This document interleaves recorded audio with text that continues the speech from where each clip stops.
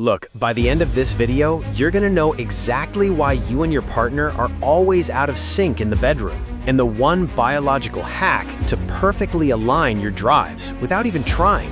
Seriously, it's low-key crazy. Have you ever wondered why guys always seem to wake up ready to go, but girls usually don't even think about it until the sun goes down? Or how evolution somehow hardwired us to completely miss each other's signals? We've been blaming each other for years, but what if it's literally just our hormones playing a massive joke on us? I'm telling you, the science behind this is wild. We are going deep into the biological clockwork that controls your deepest desires. And trust me, the answer to syncing up isn't just about lighting some candles or talking it out. Stick around, because the answer to that is gonna flip everything you think you know, and probably save your relationship. No cap. So, picture this. It's 7 a.m. The sun is just coming up. He rolls over, wide awake, eyes glowing like he just drank 3 Red Bulls, ready to start the day with a bang. Literally. Meanwhile, she is buried under 3 blankets, barely conscious, actively calculating if she can sleep for another 12 minutes before her alarm goes off. Fast forward to 10 p.m., the script is completely flipped. She's finally relaxed, the stress of the day is melting off, she's putting out those subtle signals, maybe dimming the lights. And what is he doing? He's practically in a coma, drooling on the pillow, or aggressively focused on a video game, his energy completely zeroed out. It is the classic mismatch. It happens in almost every relationship. And for a long time, we just assumed this was a personality thing, right? Like, oh, we just have different love languages. But I'm not gonna lie, the truth is way more mechanical than that, and honestly, way more unfair. It all comes down to 2 completely different operating systems running on fundamentally different timelines. Men are operating on a 24-hour sprint. Women are running a 28-day marathon. Let's break down the male operating system first. Imagine a super clean, high-contrast graph. At exactly 4 a.m. to 8 a.m., a man's testosterone levels absolutely skyrocket. I'm talking a massive vertical spike. His body is essentially hitting the factory reset button overnight and aggressively reloading its primary fuel source. This is why morning wood is a thing. His engine is revved up to maximum capacity before he's even opened his eyes. This isn't just a mental desire. This is a pure, unadulterated biological surge. As the day goes on, that testosterone graph slowly slopes downward. By 9 or 10 p.m., when his partner might finally be getting into a relaxed, intimate headspace, his hormonal tank is running on fumes. He's chemically depleted. Now let's look at the female operating system. Forget the 24-hour clock. Wipe it away. Women's desire isn't tied to the sun rising and setting. It's tied to a complex, beautiful, but highly volatile 28-day lunar cycle.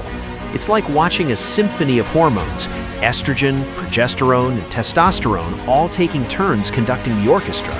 In the first half of her cycle, leading up to ovulation, estrogen is climbing. She feels energized, more social, and her biological drive naturally peaks right around day 14. This is nature's way of saying, hey, this is the prime time to make a baby. But then, right after ovulation, progesterone takes over. Progesterone is basically the hormone equivalent of a heavy, warm blanket.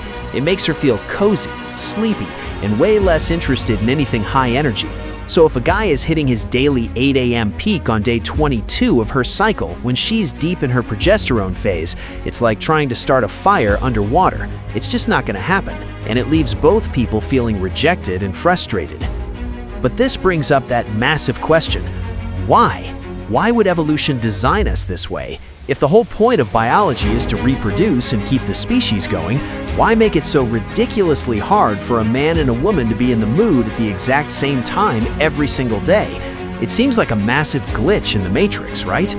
Well, scientists have been debating this for decades. Some evolutionary biologists believe that this mismatch was actually a survival mechanism. Think about it. If early humans were both completely distracted by their primal urges at the exact same time every single day, they'd be incredibly vulnerable to predators. Having staggered cycles of high energy and focus might have kept the tribe safer. He's alert in the morning to hunt and protect, she's alert and focused on the community and gathering later in the day. It makes sense for survival, but man, it makes modern romance an absolute nightmare. And it gets worse. because it's not just about the biological clocks ticking at different speeds. It's about how those clocks react to the modern world. Stress. Stress is the ultimate vibe killer, but it attacks men and women entirely differently.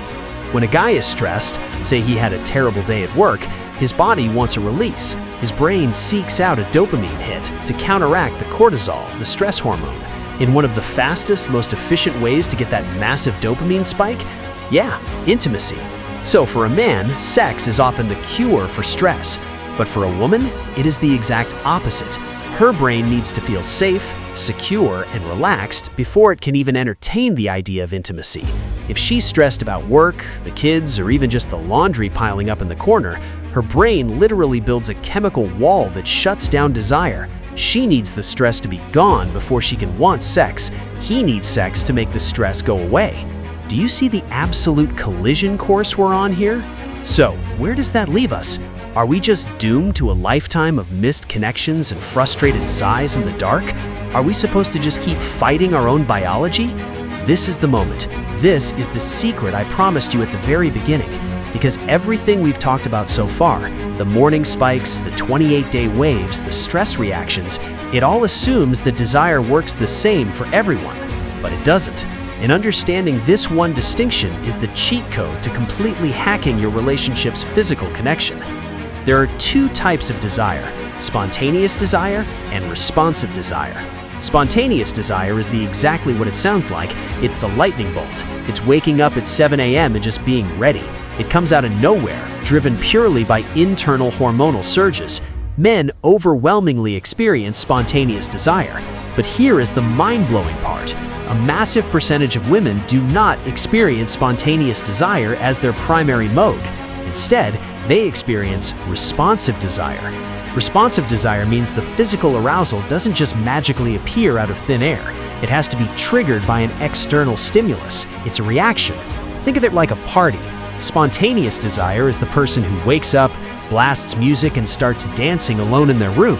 Responsive desire is the person who actually needs to go to the party, hear the music, have a drink, and catch the vibe before they even feel like dancing. But once they start dancing, they have just as much fun as the first person. The biggest mistake couples make is waiting for spontaneous desire to perfectly align. The guy is waiting for her to just randomly jump him.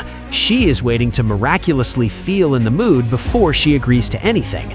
But if she's wired for responsive desire, waiting for the mood to strike is like waiting for a car to drive itself. You have to put the key in the ignition first. So, how do we actually sync these cycles up? How do you practically use this biological cheat code tonight? First, you have to stop judging yourselves for the mismatch. When he wants it in the morning and you don't, it's not because you don't love him. When she wants it at night and he's too tired, it's not because he's lost attraction. It's just biology. Acknowledge the hardware. Second, for the guys, you have to understand that foreplay for a woman with responsive desire doesn't start 5 minutes before you get into bed. It starts at 2 p.m. It starts by taking away her stress so her brain can feel safe enough to open that door. It's sending a text. It's doing the dishes without being asked so she doesn't see them later and get a cortisol spike. You have to build the environment where responsive desire can actually wake up. You're paving the runway so the plane can land. And for the women, understand that your engine might just need a little manual cranking. You don't have to be 100% physically starting for it to start. If you're at a 10 or 20%, if you're just open to the idea, even if you're not burning with passion, lean into the physical touch. Allow your partner to initiate the spark and trust that your responsive biology will catch up once the physical connection begins. Give your body permission to react instead of demanding it to initiate. When you combine his natural spontaneous peaks with an environment that nurtures her responsive desire, that's when the magic happens. You stop fighting the biological currents and start riding the wave together. You create a system where both people get what they need, not by forcing it, but by understanding the mechanics of how we're built. It hits different when you stop taking biology personally, doesn't it? If this video just gave you a massive light bulb moment, hit that subscribe button. We dive into the hidden systems of the world and our bodies every week, giving you the real, actionable truth you can actually use. Drop a comment below. Who usually initiates in your relationship? Let's see if the stats match the science. Share this video with your partner, maybe casually text it to them right now. It might just be the best conversation starter you've had in years. I'll see you in the next one.